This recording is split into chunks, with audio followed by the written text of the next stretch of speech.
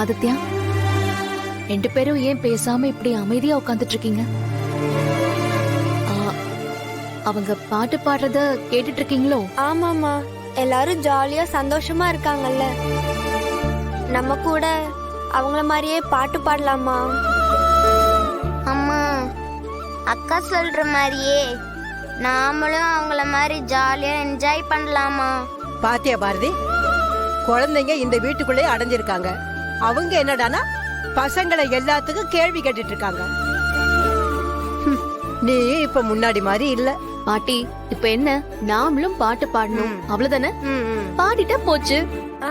டேய் பசங்களா, உங்க 2 பேரையும் ஆதி என்ன உடனே கூட்டிட்டு வர சொன்னாரு. தவக்கல, எதுக்கு இப்ப அவங்கள அங்க கூப்பிடுறாரு? வேண்டாம், குழந்தைங்க அங்க வரமாட்டாங்க. நீங்க போய் சொல்லிடுங்க.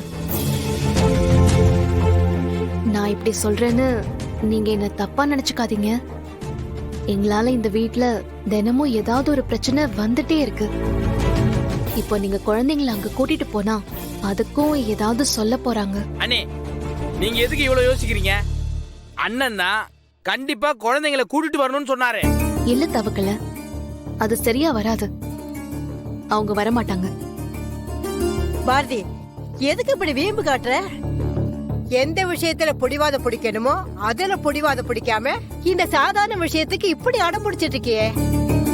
தவக்களை கூப்பிடறல்ல, குழந்தைங்களை அவங்க கூட அனுப்பி வையே. பாட்டி, உங்களுக்கு புரியுதா இல்லையா? நடக்கிறதெல்லாம் நீங்களும் பாத்துட்டு தானே இருக்கீங்க. எல்லாம் தெரிஞ்சும் நீங்களே இப்படி சொன்னா எப்படி பாட்டி? தெரிஞ்சதுனாலதான் சொல்றேன் பாரதி, குழந்தைங்களை அவங்க கூட அனுப்பி வையே. ஆமா அண்ணி, எல்லாரும் சந்தோஷமா இருக்கிறப்போ குழந்தைங்க மட்டும் இப்படி வீட்டுல அடைஞ்சு கிடக்கிறது அண்ணனுக்கு ஏதோ மாதிரி இருந்திருக்கும் போல இருக்கு. அதனால தான் கண்டிப்பா பசங்களை கூட்டு வரும்னு சொல்லியிருக்காரு. அனுப்ப மாட்டேன்னு சொல்லிட்டீங்கன்னா அண்ணன் மனசு சங்கடப்படுவாரு. அப்புறம் என்னதான் திட்டுவாரு. நீ அனுப்புங்க. நீ அவர் சங்கடப்படுவார்னு எல்லாத்தையும் நாங்க பண்ணிட்டு இருக்க முடியாது. நீங்க எதை நினைச்சுக்கிட்டு குழந்தைங்களை அனுப்ப மாட்டேங்கிறீங்கன்னு தெரியுது. நீ இவங்க 2 பேரையும் நான் இப்ப கூட்டிட்டு போனா குழந்தைங்களுக்கு நான் பொறுப்பு. என்ன நம்பி அனுப்பி வைங்க.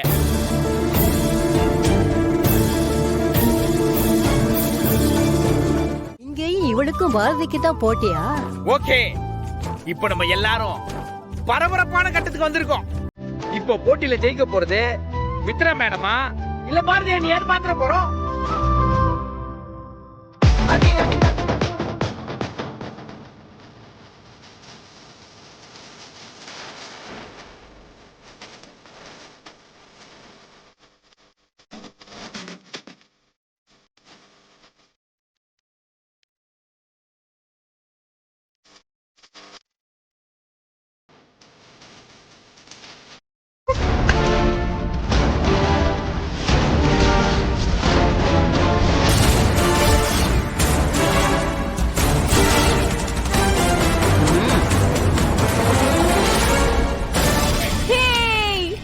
ஜெயிச்சேன்.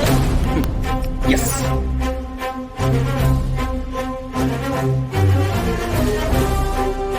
ஏய், சிமெண்ட் தரையிலயா விழுந்துட்ட?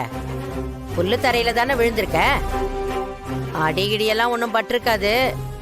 போ போ, எழுந்து போய் வேலையை பாரு. இந்த கேம்ல எப்படி உன்னை நான் ஜெயிச்சேன் பாத்தியா?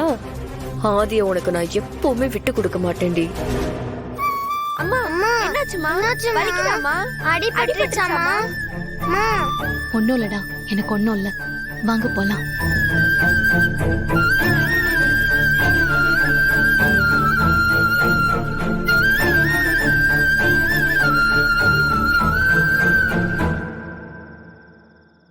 போதும் தெரியல, உன்னால இதெல்லாம் எப்படி சகிச்சிட்டு இருக்க முடியுதுன்னு எனக்கு புரியவும் இல்ல. பாரதி, வாழ்க்கையில ஒரு விஷயம் கிடைக்கணுங்கிறதுக்காக இன்னொரு விஷயத்தை விட்டு கொடுக்கலாம்.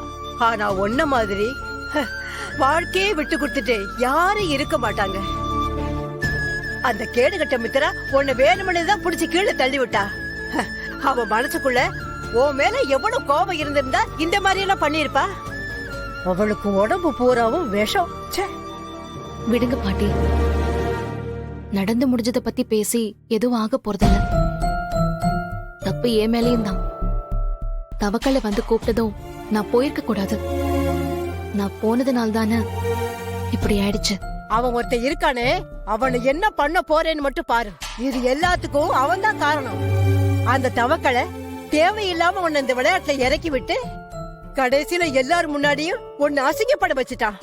பாட்டி இப்ப எதுக்காக தவக்கலைய திட்டுறீங்க? அவர் நமக்காக ஏதோ ஒண்ணு பண்ண போய் அது இப்படி ஆயிடுச்சு. என்னை யார் வர சொல்லியிருந்தாலும் இதுல நான் தானே முடிவெடுத்திருக்கணும்.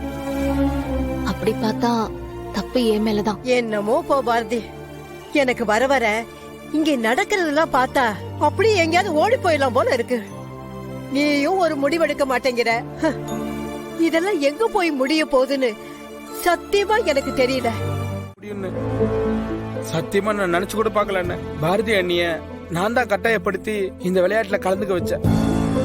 ஆனா மித்ரா மேடம் வேணும்னே அவங்களை கீழே பிடிச்சி தள்ளி விட்டுட்டு எல்லாரும் முன்னாடியே தப்பா நடந்துக்கிட்டாங்க. பாரதி அண்ணி ஜெயிச்சிருவாங்கன்னு மித்ரா மேடம் அப்படி நடந்துக்கிட்டது ரொம்ப தப்பா இருக்குண்ணே. அதுக்கு நானும் ஒரு காரணமா போயிட்டேன்னு நினைக்கிறப்போ ரொம்ப கஷ்டமா இருக்குண்ணே. நீ சொன்ன விஷயம் எல்லாம் எனக்கு தெரியும். ஆனா நடந்த எல்லாத்தையும் பார்த்துட்டு நான் பேசாம தானே உட்காந்துருந்தேன். இப்ப நடந்தது மட்டும் இல்ல,